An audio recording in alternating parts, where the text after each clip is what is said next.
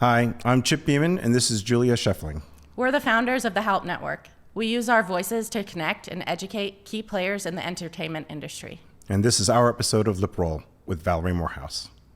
Welcome to LipRoll. My name is Valerie Morehouse. I have a unique privilege to work with some of today's most influential and iconic voices as a celebrity vocal coach. This is a show where my guests and I are able to peel back the curtain and kind of bring you backstage and paint a picture of what it's like to be an artist, an actor, a broadcaster, and beyond, while still confronting all the challenges of mental health, physical health, and spiritual health.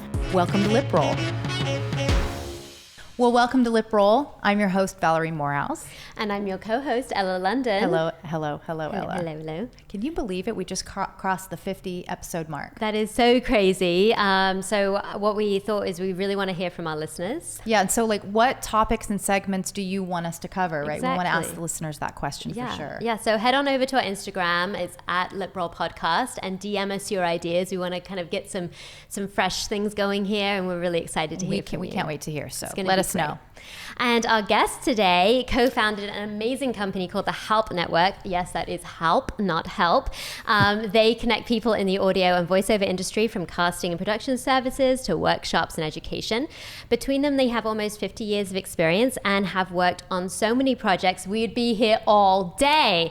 But here's a little taste. Star Wars, The Old Republic and The Last of Us, Legend of Zelda, Mass Effect, Call of Duty series, and the list goes on and on and on.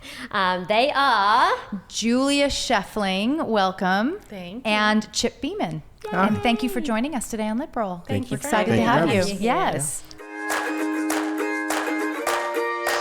We're really excited, and our newest segment on LipRoll is called A Piece of My Mind, where our guests share a sneak peek into the secrets behind their careers. And you literally do this every day with your academy, yes? We want to hear more about that. So we'll dive in and find out why you started this.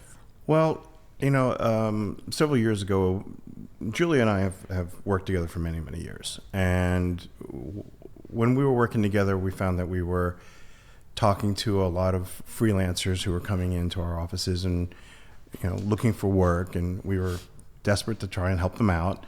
But we only had so much work in the studio, at the studio that we worked at. Mm-hmm. And we really spent a lot of time trying to bring these people in and give them work and get them trained up for whatever their next career path might be. Mm-hmm. And what we ended up doing was really, falling in love with all of these people, and it was really hard for us at the times when we didn't have work. We know that they're trying to put food on the table. And right. So over the course of, the last couple of years before we actually started the Halp Network, we were like, well, we know a lot of people like this. We know a lot of people who are struggling, a lot of people who own small businesses, who just don't know how to go out and find work. Right. And we wanted to make those connections because we do have connections with Microsoft and Sony and Activision. So, and these are all people who are looking for these unsung heroes, who are doing all this kind of freelance work. So that's where the passion started to come in. We're like, okay, wait a minute, let me see what we can do. Yeah. Let's kind of leave this big corporate structure and do something on our own. And then we started the Halp Network. That's great. And with that, the Academy came. Yes. And so the Halp Network Entertainment Academy is a place where people who already are in the industry, in film or in TV, or who want to get into the industry, can find a place to find transferable skills to enhance the things that they know and to be able to cross over, especially into games and VR, AR, new media, and the future of media. Exciting. So would it be more than geared toward, I don't want to use that old term headhunter, but basically that for music networking, marketing, for people in the music industry, the film industry, like whatever? And is it just entertainment, or does it go beyond? It goes beyond, because the services that entertainment people need goes beyond. So legal services and financial services and things like that. Marketing, PR. So you help place them. So we help on both ends. We help place them into so creative staffing and hiring specialized headhunting, basically for entertainment and creative staff. But then we also train up and try to provide business development services for those freelancers and small businesses, especially the ones that we call full-time freelancers, who are people who have no interest in full-time jobs for headhunting, but they do, have an interest in their own brand and their own businesses growing. So, it's biz dev for hire. It's great. It's great because, and then you obviously have such a great team behind you. I was looking at the list of the instructors you have, and tell us a little bit about kind of like building that team and how you selected them to help your audience and the people that you work with, but also how that can benefit our listeners.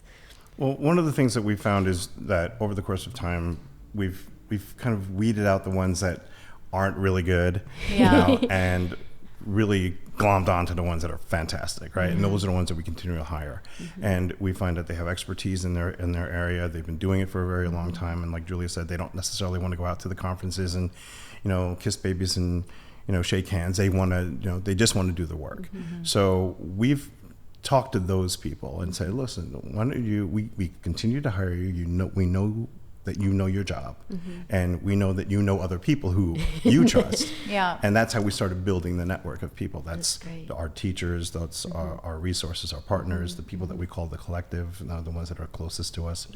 And once we put those resources together, then we can start farming them out to all of our clients. That's great. How big is your team? On paper, it's just us two. Just us. Got it. We do have a producer that helps us, but we have a collective of freelancers that we use to help us in our own business as well. So we're trying to support them both, providing them work through the Halp Network, but also getting them work through a bunch of other companies. What are some of the topics that you cover in the academy, and that you feel like kind of that people really enjoy listening and learning from? Our first slate of classes have been focused primarily on voiceover, and the main reason behind that is because Chip and I spent the last 15, 20 years in the voiceover side of things, specifically for games. So we felt like we wanted to start with our expertise and then spread out from there.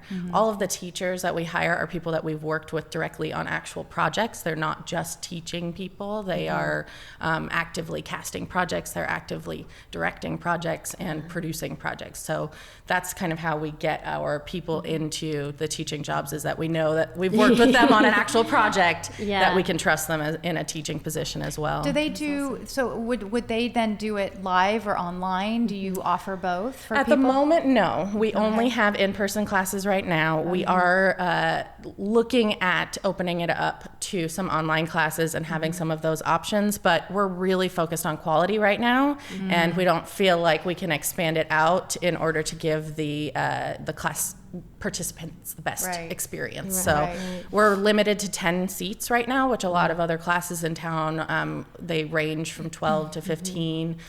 We guarantee a certain number of minutes in the booth, and we just want to make sure that you're really feeling like you're getting your money's worth when you go to our classes. So smaller classes to be more effective and feel like you have a personal, relationship with the instructor, and I think that makes a big difference. Right. Absolutely. That's and we awesome. will have events events and bigger events that will be lower cost or free, that are more open to more people. But for the actual in studio work, we want people to be able to get time. So I was wondering, from your extensive list of projects, you guys must have some behind the scenes fun stories to share, maybe. Is there a particular project you have a fun or not so fun memory about? Yeah. Batten down the hatches. If you're hesitant, we want to know. So I won't say any names because we love all of our clients. Yes, we love all of our clients. But our very, very first client that under the Halp Network was a friend of ours who was being hired by somebody else. And it was a fairly large project that featured a celebrity. And we went ahead and we put the deal together, and we actually did the work, and it was phenomenal. It was really, really, really great work. And they took it and they published it, let's say, and we never got paid. It was a nice intro into business ownership. We have a few of those. Yeah, I'm always like, Ella, the clients need to pay up front. Yes. We don't know their backstory. We have a few clients who are the pay up front clients. Yes. So we shelled out a lot of money, Yeah. and That's we were just ouchy. not able to, Recover. to get that money. Recover it. Yeah. So we then hired a lawyer. Yeah. Which cost you more.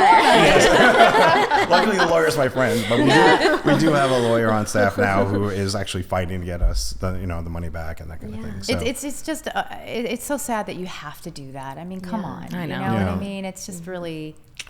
Right. I don't know. I think it kind of, obviously it's a huge learning experience, but at the same time there's also that feeling in the back of your mind of how do I trust the next project and going into that. So how do you kind of switch that around for yourselves and kind of make sure that you didn't lose that fire that you started with? Well, for me, it's the vast majority of people that we work with are people that we know. Mm-hmm. And that's one of the things that's the benefit of working with the Halp Network and the classes, that these are all people who are within our sphere of influence. We know these people. The gentleman that I worked with on that one particular project, he was hiring out from somebody else who I didn't know. So it's that kind of like, all right, we have an understanding, right? We're going to be good. I don't need to sign a contract with you, but I will. Right. Yeah. I don't know. I just make everybody do it. I thought I knew somebody in my business and built a whole career for this person, and she walked out with like all my stuff, my equipment, like my client, my leads, everything. It was really Very leveling, and it made me a little hard. I'm like, never again. Yeah, and it was tough because then it's like I remember when I came on board with her, it was like there's that trust period that you have to build. So I think it's finding that balance. But I love that you guys didn't let it stop you. Absolutely. And we play off of one another really well. So if she has a bad feeling about something or someone, we kind of talk things through, and we do have. Am I allowed to curse? I don't know. Yes, you are. You may. We have a no assholes rule. Yes. Yeah. Basically that we don't want to work with anyone who we can't get along with. Right. Who's going to be a pain in the ass. Life is too short. It's for really, sure. Yeah. Absolutely. Yeah. This is our thing. And we're trying to make a difference. So we don't want someone who's going to keep us keep us down. Yeah, I think of that's course. such a good thing. I've been implementing that into my life this year as freelance. Is like no assholes. Does that mean you're leaving me? Well, that was kind of like my Just I was kidding. looking at you guys. Do you need to know? I didn't want to tell you on the podcast, Mallory. sorry to say this here publicly. Exactly. I do a really good British accent. 50 podcasts, that's as far as we're going to go. But all said aside, obviously you have such an amazing background before Halp Network. Tell us a little bit about, where you come from and, and How you started. What you started, yeah. No, sir. Sure. I studied recording arts in college from New York, and I came out to Loyola Marymount and studied recording arts there. I thought I wanted to be in the music industry, maybe a record label or something like that. Quickly. You know what? They told us that in school. Our professor sat there and were like, this Abort. is probably not the best time. It was, I'll date myself, but it was around when iTunes was coming out, and it was changing everything for music. So as I was going through school, I needed a college job to pay the bills, and I famously got rejected from the Starbucks in Manhattan Beach 3 days That's before awesome. I got my job as the receptionist at Treyarch, which is the developer behind Call of Duty. So Isn't that interesting? it was meant to I was be. so rejected. Right. I mean, I was just devastated. One door closes, a bigger one will open. So true. So I started as a receptionist at Treyarch, and I would bring my projects in every week to the sound department. As I brought the mail, I'd bring in my projects and say, hey, can you listen to this? And I recorded a terrible band. Can you tell me what frequencies to adjust and that kind of thing? And they took a liking to me. So when I graduated from college, they created a position in the sound department for me, just a production position. That's great. So I love that story. I'm Fantastic. sorry, Yeah. I'm still back on the Starbucks thing for our listeners. Just whoever's listening and watching, let that be a lesson to you. If you've been rejected from Starbucks or anything along those lines, don't worry. There's something better. exactly. It's so true. Chip, what about you? Back in the 90s, I hate saying that. So back in the 90s, I was a nightclub promoter in New York City. So I lived in Yonkers, New York, and I was working in Manhattan. And my family had moved out to California, so I decided that I was just going to go and see if I can have a life out here. So March of 95, I moved out here, and my sister knew two people. She knew a guy who worked for Sony Music, and she knew a gentleman who was running the test department for Disney Interactive. And Disney Interactive had just started. And I was like, I can get an interview with either one. So I decided to go with games versus music. When you can decide that. I decided to go into games. Well, Screw you, music I industry. decided to take that interview and not the other one. It's not like they were both hiring me. Right.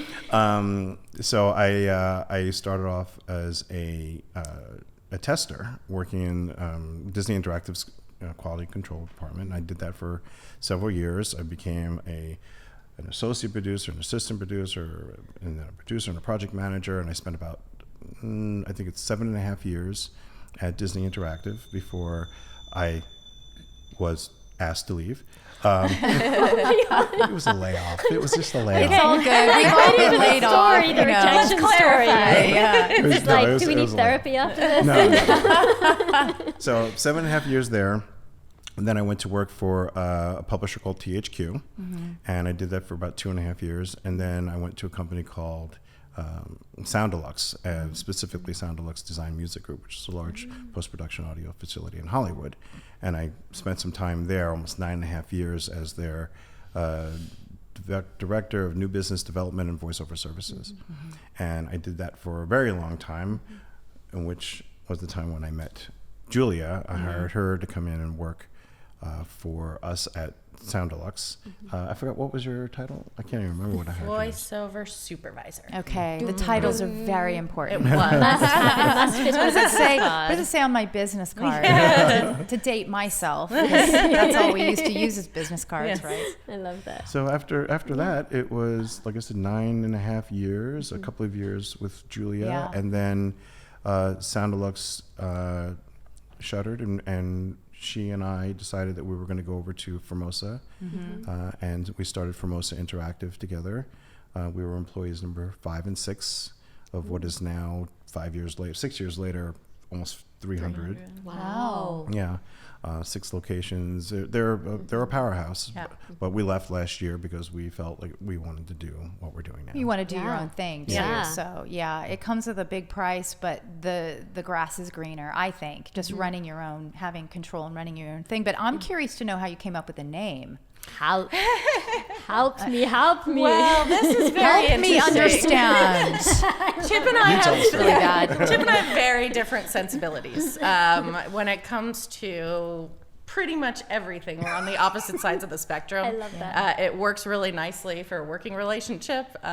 We fight like a married couple. Yes, we used to have an employee that would wear her invisibility cloak when we were fighting because she was so uncomfortable. But it always ends up with a resolution that's positive, and it's because both of us are just super passionate about what we're doing. It's always about having the best interests of the person or the Of course, product. right. But for Halp, we spent hours one Sunday, like 6 hours, 6 trying hours. to figure out the name for this company. And if we let it be up to Chip, it would have been Bianco and Beaman Enterprises. What? Not kidding.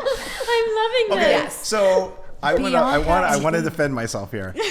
Like when I think I've had my own companies before, and when I think of my own company, I think of like a placard on the wall with a Cherry wood and like Chrome. almost It's a like dude thing. law It's offices ish. yes. That's the kind of the feeling that I Right. that I That was your envision. dream. She does not have that. No, I'm like, Yeah. No. joke. Everything. Everything is funny. You have to have a little insert Sense of of humor, everything. yes. And yes, because what is life? Yeah. That's it. I see it's a Yes. nice balance though too. It is. It is. And so the Halp I'm Network. kind of glad Sure. you didn't go with Beaman and Bianca or whatever. I just love the enterprise. It sounds like a law firm. Star Trek. Right. I like that. You're like, give me my And, time. and we're asleep. Precisely. Yeah. Like, He's not happy with me right now. Yes, thank you very much. He's leaving.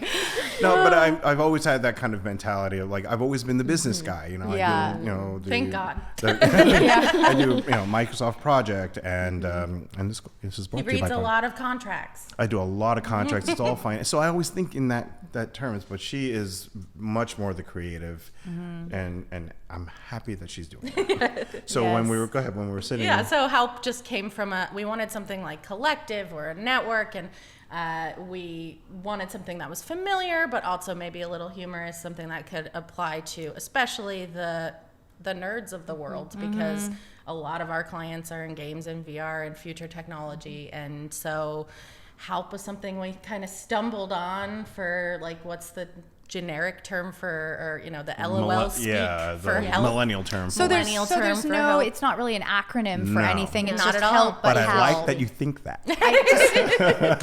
That's my it's just business, help, old school yeah. business. So I'm actually giving you shit because my brain works like that. So I just came up with the acronym. It's Help All Loving People. Yay! Oh, I love that, Ella. Thank you. Little Miss Sunshine. Write it down. Yeah, can you write that down? Write that down. On the show, we like to talk about mental health, spiritual health, physical health, how it relates to our voices, our beings. Yeah. And I'm wondering how you two balance that, because you seem like obviously you're very different. You get to the same outcome, but your paths are very different, right? Yes. So how do you deal with balancing your days and your spiritual and your mental health? Oh, that's an interesting question. I have a daughter, so that helps. She's 3.5, and so that kind of takes up like most of my mental space that isn't focused on work. I have twin boys. I get it. Oh my gosh, how old? They're turning 11 next month. That is, congratulations. Yes, 10 plus years of twins is impressive. Namaste. She is still here, ladies and gentlemen. Still in one piece. Yes. But I also have recently started meditating. Yeah. And I really, really, really enjoy it. It's a game changer, isn't it? It is such a game changer. And there's a reason that most successful people do it, I think. Yeah. I'm right with you there, girl. What is your method for meditating? I know a lot of people have apps or different things. Yeah, What so do you I do? actually found an app that I really like called Unplug, and then they have studios in LA too, and that was kind of cool for me to be able to do a couple in-person ones as well as maintain through the app. I also know that really place, like yeah. it because they have 5 minutes and under, and sometimes that's all you have, and so it's really nice to be able to have that option, and it's like a section of them instead of just being like a one-off. So. Yeah, it's powerful. I'm always telling her about the meditating. I'm like, you have to meditate. It's hard to be consistent, but once you start like a couple days in a row, it really makes a difference. It does. Yes. Yeah. I love that. Chip, Thank what you. about you?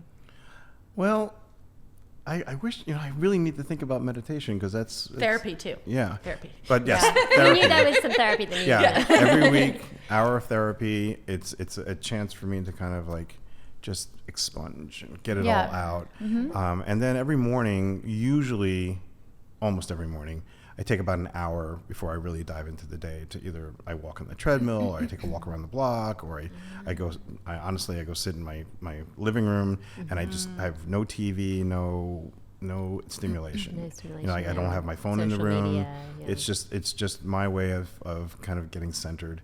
I don't do it every single day. I probably do it 3 days a week, and I certainly do it at night. Like once my wife goes to bed and I'm kind of settled for the night and I've finished, I'll put the phone down, and my wife will come in like sometimes at like 11 or 12 o'clock and be like, "What are you doing?" And I'm just like, "I just need quiet."